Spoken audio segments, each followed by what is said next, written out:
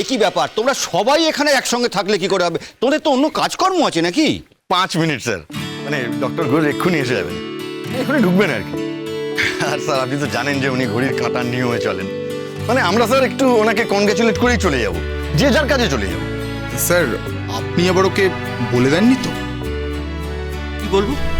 আরে এত বড় একটা খবর কাল অয়নদীপ চলে যাওয়ার পর আমরা পেলাম, তাই আপনাকে তো আমরা বারবার রিকোয়েস্ট করেছিলাম স্যার, পার্সোনাল রিলেশনশিপের খাতিরে আপনি যেন ওকে কিছু বলে না দেন আগে থেকে, জাস্ট একটা সারপ্রাইজ রাখতে চেয়েছিলাম আমরা। আচ্ছা, তোমরা কি ভাবো শুধু ওর সঙ্গেই আমার পার্সোনাল রিলেশনশিপ, তোমাদের সঙ্গে নেই? আরে বাবা, ওর সঙ্গে যেরকম আমার পার্সোনাল রিলেশন আছে তোমাদের সবার সঙ্গে তাই আছে। তা বললে হবে না স্যার, আপনি কিন্তু ডক্টর ঘোষকে একটু বেশিই ভালোবাসেন। আচ্ছা, তোমাকে ঠিক কবে আমি এই কথাটা বলেছি বলো তো? বলতে হয় নাকি স্যার, আপনাকে দেখলেই বোঝা যায়। ও, আমাকে দেখি সব বুঝে যায়। স্যার স্যার ফুল এসে গেছে স্যার। এ কি, এসব কি? স্যার আমরা সবাই মিলে ডক্টর ঘোষকে শুধু রিসিভ করে নেব, আর কিছুই না। আর চন্দনও আছে, আর একটু মিষ্টিও আছে স্যার। না না, আমি তো একটা জিনিস বুঝতে পারছি না, এসব কি হচ্ছে? ও ওপিডিতে ডিউটি করবে, তারপর রাউন্ডে দেবে, রাউন্ডে যাবে, তোমরা সময় চন্দন ফন্দন পড়াচ্ছ নাকি ওকে? স্যার এত বড় একটা ঘটরে এত দিন পর আমাদের হসপিটাল থেকে কেউ এত বড় একটা অ্যাওয়ার্ড পাচ্ছে, তাও আবার ডক্টরস ডের দিন। এইটুকু তো স্যার করতেই হয় আমাদের থেকে। ঠিক আছে ঠিক আছে ঠিক আছে, তোমার যা ইচ্ছে করো। স্যার আপনি চলে গেলে হবে না স্যার, আপনি না থাকলে কিচ্ছু হবে না স্যার। বুঝতে পেরেছি, তোমরা নিজেরা ফাঁকি মারছো আর আমাকে সেটা শেখাচ্ছ, যেটা আমি জীবনে কোনোদিন পছন্দ করিনি, করিও না। সরো। স্যার ঠিক আছে ঠিক আছে স্যার, আপনি যদি না চান তাহলে আমরা কিছুই করছি না, আমাদের ডিউটি শেষ হয়ে যাওয়ার পরেই করব। সবাই তো তখন থাকবে না, তাই ভেবেছিলাম। হয়েছে হয়েছে, আর আমার ওপর রাগ দেখাতে হবে? ও, কত যেন আমার কথা সবাই মানো। না স্যার, দেখুন আপনাকে বিরক্ত করে আমরা কিছু করতে চাই। থাক, বুঝে গেছি।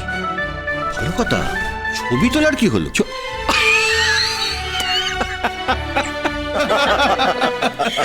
আরে এই তো স্যারই আমাদের সব থেকে বেশি সাপোর্ট করেন। এতক্ষণ মুখে বলছিলেন এমনি এমনি, স্যার স্যার আমাদের মোবাইলের ক্যামেরাই যথেষ্ট। কি বলিস? আরে ওই তো তুই, এই তুই এই বলছি কিছুক্ষণ পর ডক্টর ঘোষ আসবে না, আমরা ওই ফুল আর মিষ্টি টিষ্টি এসব দেবো, তোকে কিন্তু ভালো ছবি তুলে দিতে হবে ভাই।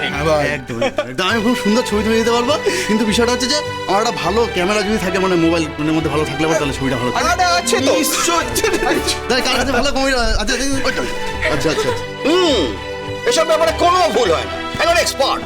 একদম না স্যার, আমি কাজেও কোনো ফাঁকি দিই না, কাজটাও ঠিক করেই করি। আমি তো কাজেও ফাঁকি দিই না স্যার।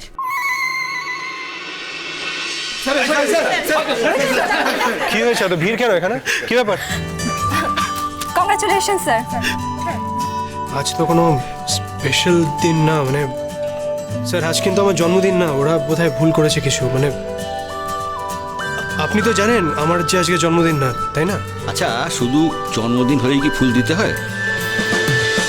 অন্য কোনো দিন দেওয়া যায় না? আরে আজ সকালটা এত সুন্দর, সবার ইচ্ছে হয়েছে তোমাকে ফুল দিতে, দিচ্ছে। আমি বুঝতে পারছি না স্যার, মানে কি হচ্ছে একটু বলুন না, কোনো সারপ্রাইজ আছে আমার জন্য? Congratulation sir. কংগ্রাচুলেশন। এই যে আরো স্যার, কি ব্যাপারটা একটু বলুন না, আমি সত্যি বুঝতে পারছি না। কাল তুমি চলে যাওয়ার পর চিঠিটা এসছে, এবছর ডক্টরস ডেতে বেস্ট ডক্টর হিসেবে বাংলা থেকে তুমি প্রাইজ পাচ্ছ। কনগ্রাচুলেশন।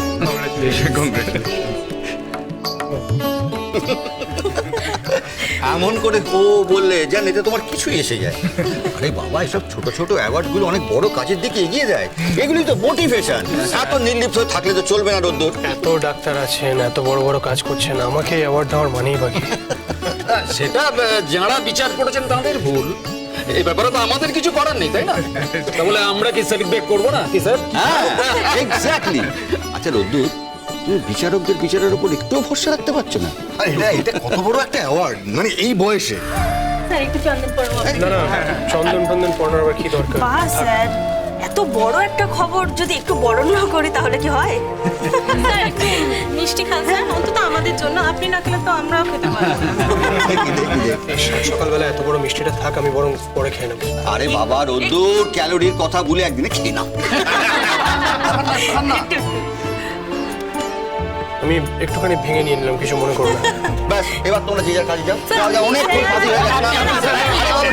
সকালবেলা এত বড় মিষ্টি আমিও খেতে পারবো না, আমি অল্প একটু ভেঙে নিচ্ছি রোদ্দুরের থেকে। যাও তোমরা চলে যাও, চলে যাও। ঠিক আছে, ঠিক আছে। দেরি করো না, যাও যাও যাও যাও যাও যাও যাও। রোদ্দুর, কি হয়েছে তোমার? কিছুই হয়নি স্যার। রোদ্দুর,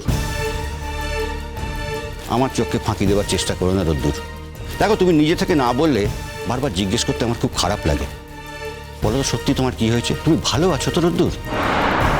হ্যাঁ স্যার, ভালোই আছি। না, তুমি ভালো নেই রোদ্দুর। অথচ পাহাড়ে তোমাকে আমার দুর্দান্ত লেগেছিল। পাহাড়ে তোমার সাথে মহুলের একটা বোঝাপড়া হয়েছিল বলেই আমার মনে হয়েছিল। খুশি তো প্রাণবন্ত আমি তোমাকে কখনো দেখিনি রোদ্দুর। পাহাড় থেকে ফিরে আসার পর কি এমন হলো আমি তো কিছুই বুঝতে পারছি না। কিছু না স্যার, মহুল কেমন আছে? হয়তো ভালোই আছে। হয়তো কেন? ও আর আমাদের বাড়িতে থাকে না স্যার, ও নিজের বাড়িতেই আছে। এই জন্যেই তোমার চোখ মুখের এই অবস্থা। না স্যার, আমি একদম ঠিক আছি, আমার চোখ মুখের কোনো অবস্থাই হয়নি। আমি যত তাড়াতাড়ি সম্ভব এই চ্যাপ্টারটা শেষ করে ফেলতে চাই। তার মানে কি হয়েছে তোমার রোদ্দুর? আরে বাবা, আমাকে তো বলা যায় নাকি? দেখো, তুমি ভালো না থাকলে আমি ভালো থাকতে পারবো না। আসলে আমি এই ব্যাপারে একটু স্বার্থপর। এই হসপিটালটা আমার স্বপ্ন, আর সেই স্বপ্নের শরীর তুমি ভালো না থাকলে হসপিটালের দায়িত্ব নিয়ে কোনো ত্রুটি হবে না স্যার। মানুষ যন্ত্র নয় রোদ্দুর, এটা তোমাকে শেষ পর্যন্ত বুঝতে হবে। কিন্তু কি এমন হয়েছিল? কেন একসঙ্গে থাকা গেল না? কি আর হবে স্যার, কিছুই হয়নি। ও তো আমাকে কোনোদিনই পছন্দ করেনি স্যার, আমাকে কোনোদিনই ভালোবাসেনি। তাহলে পাহাড়ে যেটা দেখলাম সেটা কি ছিল? তো অভিনয়। সেটা কি করে বোঝা গেল? আমি যখন পাহাড়ে গেছিলাম সেরকম একটা রাতে মহুল অনুরূপের ঘরে গেছিল স্যার। অনুরূপকেও। কি বলছো তুমি? ঠিকই বলছি স্যার।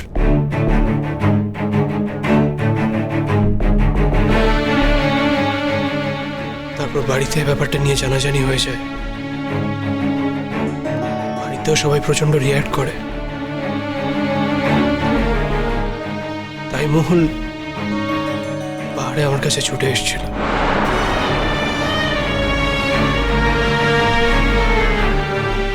ওর হয়তো মনে হয়েছিল যে ও আমাকে কনভিন্স করতে পারবে।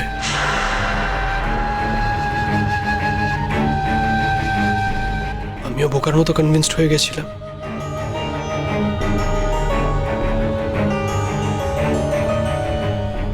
তারপর বাড়ি ফিরে জানতে পারলাম যে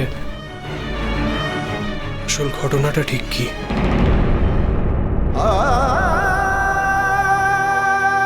আমি কিন্তু মহুলকে জিজ্ঞেস করেছিলাম যেটা সত্যি ঘটেছে কি না। মহুল স্বীকার করে নিল যে ও সেই রাতে অনুরূপের ঘরে গেছিল।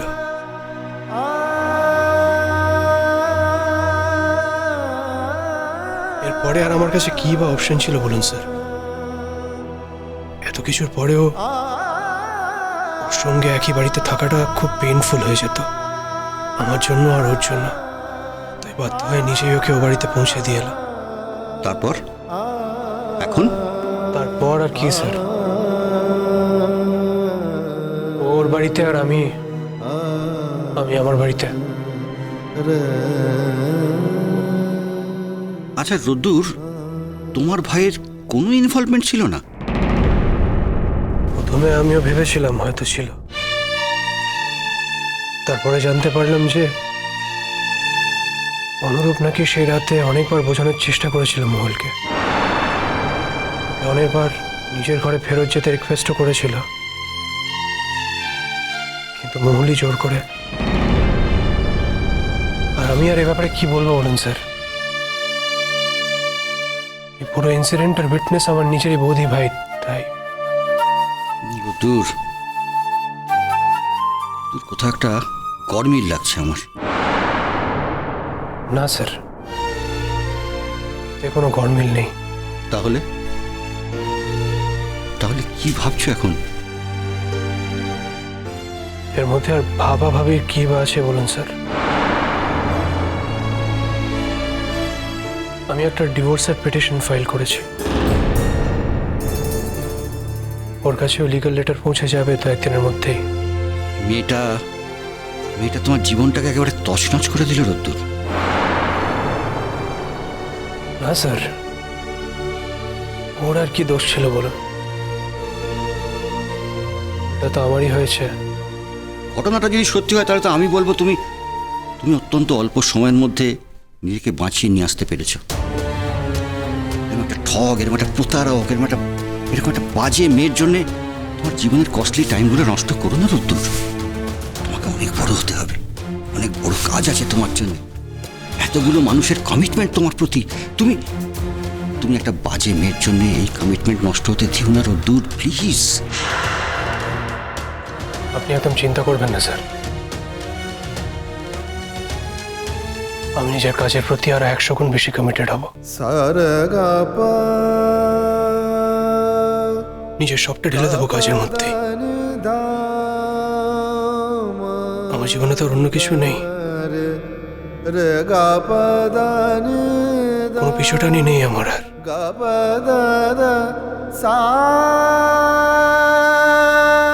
একদম চিন্তা করবেন না।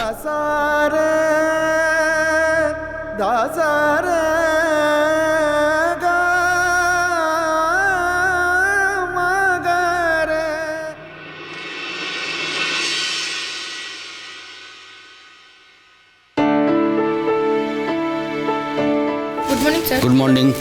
তাহলে আপনারা সব বুঝে নিয়েছেন তো? হ্যাঁ স্যার, সিস্টার দিদি সব বুঝিয়ে দিয়েছেন। হ্যাঁ, ওষুধগুলো যেভাবে লিখে দেওয়া হয়েছে সব নিয়ম করে খাবেন, ঠিক আছে? আর হ্যাঁ, ডাক্তারবাবু যে সময় আসার কথা বলেছেন সেই সময় এসে একবার চেক আপ করিয়ে যাবেন। হ্যাঁ স্যার, ঠিক সময়ই চলে আসবো। আমরা খুব ভয় পেয়ে গিয়েছিলাম, ঠিক সময় যদি ঠিক চিকিৎসা না হতো তাহলে বাবাকে আজকে বাঁচাতে পারতাম না। ঠিক সময় ঠিক চিকিৎসা হওয়ার জন্যই তো আমরা আছি। আপনাকে যে কি বলে ধন্যবাদ জানাবো। না না না না, এটাই তো আমাদের কাজ। আর এর জন্য আলাদা করে ধন্যবাদ পেতে হবে কেন? তবে হ্যাঁ, যদি ধন্যবাদ দিতেই চান তাহলে সেটা ডক্টর অয়নদীপ ঘোষের পাওনা। জানি স্যার, আমরা সব শুনেছি। ওনার ঋণ আমরা কখনো শোধ করতে পারবো না। উনি দিন রাত সব সময় পেশেন্টের জন্য পড়ে থেকেছেন, কিন্তু ওনার সঙ্গে যদি একটু দেখা হতো খুব ভালো হতো স্যার। না না, ঠিক আছে, আবার তো চেক আপ করাতে আসবেন। স্যার, আমার বাবা ডাক্তারবাবুর সঙ্গে কথা বলতে চাইছিলেন, ওনার সঙ্গে একটু দেখা করতে পারি? হ্যাঁ, ডক্টর ঘোষ যদি রাউন্ডে থাকেন তাহলে নিশ্চয়ই পারবেন। তার মানে খোঁজ নিচ্ছে। এই তুহিন, শোনো, দেখো তো ডক্টর ঘোষ রাউন্ডে আছেন কিনা, যদি থাকেন একবার এখানে আসতে বল। যদি থাকে স্যার আমি এক্ষুনি ডেকে দিচ্ছি। আজ তোমার সঙ্গে আমার সব ঋণ শোধ হয়ে যাবে রোদ্দুর। আমার গয়না বিক্রি করে আমার ভাইয়ের জন্য যে টাকাটা তুমি খরচ করেছিলে সেই টাকা আমি জোগাড় করতে পেরেছি। সেই টাকাটা আজ তোমাকে দিয়ে দিতে পারলে অন্তত আমার ভেতর থেকে গ্লানিটা চলে যাবে। ভালো থেকো রোদ্দুর, ভালো থেকো। তুমি কোনোদিনও আমাকে বুঝতে পারলে না, কোনোদিনও আমাকে জানতে পারলে না।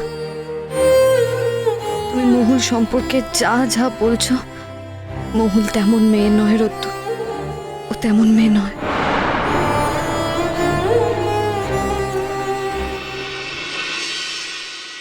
স্যার, ডাকছিলেন? আমি না, তোমার সাথে এর একটু দেখা করতে ও, চাইছি। আপনাদের তো ডিসচার্জ হয়ে গেল তাই না? সাবধানে রাখবেন, ঠিক আছে? আর আপনাকে বলছি কয়েকটা দিন বেটার আছেন তো আগের থেকে, এখন আবার অনিয়ম করতে শুরু করবেন না যেন। ওষুধপত্র ঠিক টাইমে, কেমন?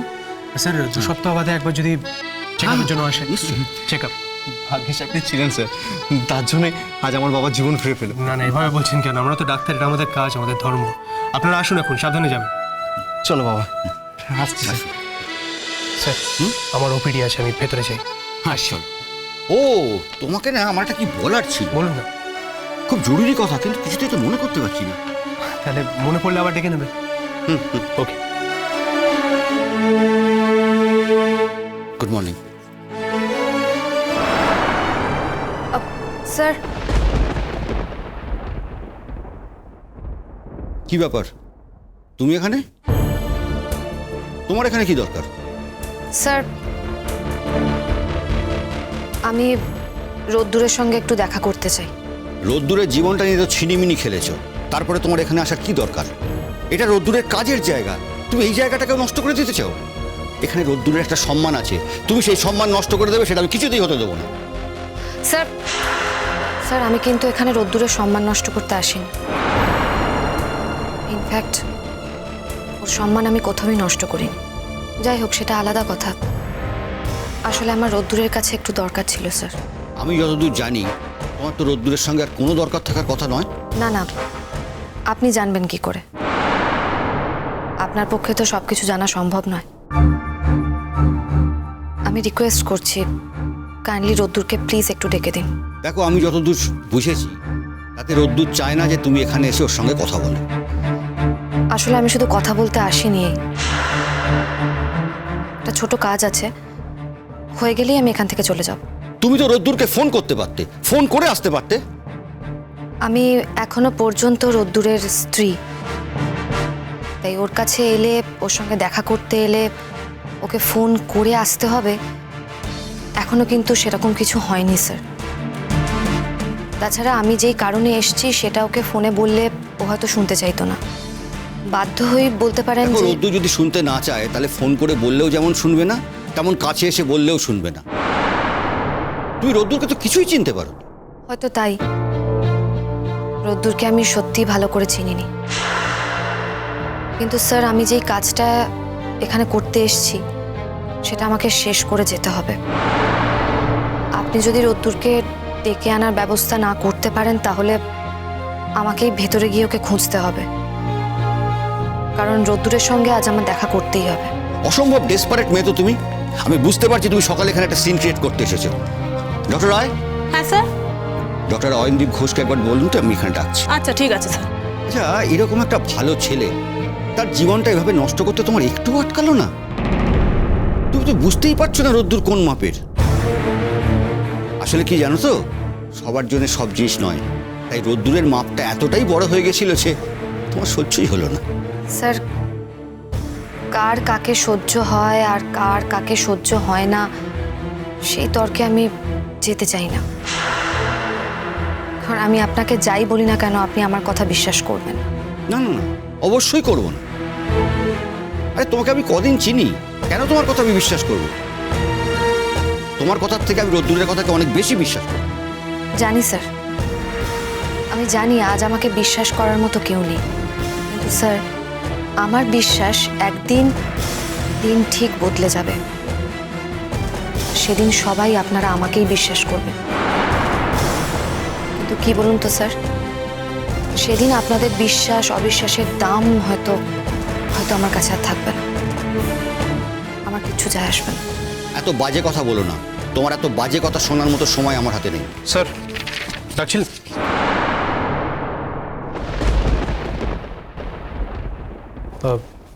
সরি, আপনি কথা বলে নিন, আমি ভেতরে আছি। আমার ওপিডি চলছে তো, আপনি বরং ফ্রি হয়ে গেলে একবার আমার রুমে চলে আসবেন। আমি তোমাকে ডাকিনি রোদ্দুর, মহুল এসেছে তোমার সঙ্গে দেখা করতে।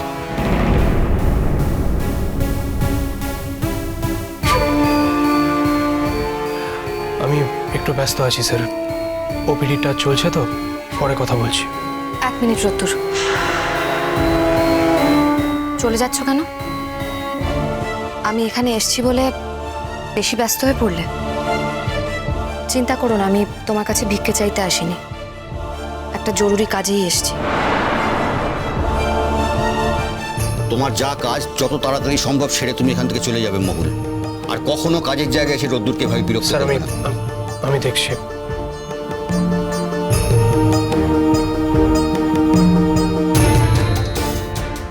কি কথা আছে মোর? আমার সঙ্গে তো তোমার কোনো কাজের কথা বাকি নেই। আছে আছে রুদ্দুর, আছে। মুন্নাকে আমরা ওই স্কুলে আর পড়াচ্ছি না, স্কুলটা ছাড়িয়ে নিচ্ছি। ও এরপর থেকে পাড়া স্কুলেই পড়বে। ওর যা ক্ষমতা সেই ক্ষমতাতেই পড়বে। তাছাড়া পাড়ার স্কুলে পড়লে মানুষ হবে না তা নয়, ও ঠিক মানুষের মতনই মানুষ হবে। তোমার সঙ্গে যখন আমার সম্পর্কটাই নেই, তখন মুন্নার জন্য যে সাহায্যটা তুমি করো সেটা আমি তোমার থেকে নিতে পারবো না রুদ্দুর।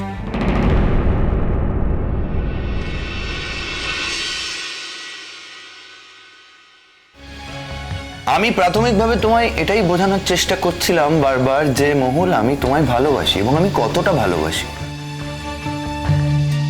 হঠাৎ করে আমি খেয়াল করি যে একটা ছায়া এসে আমার দরজার বাইরে দাঁড়ায়। আমি বুঝতে পারি যে ওটা বৌদি ভাই। ঠিক তখনই আমি আমার কথার প্যাটার্নটাকে বদলে ফেলি।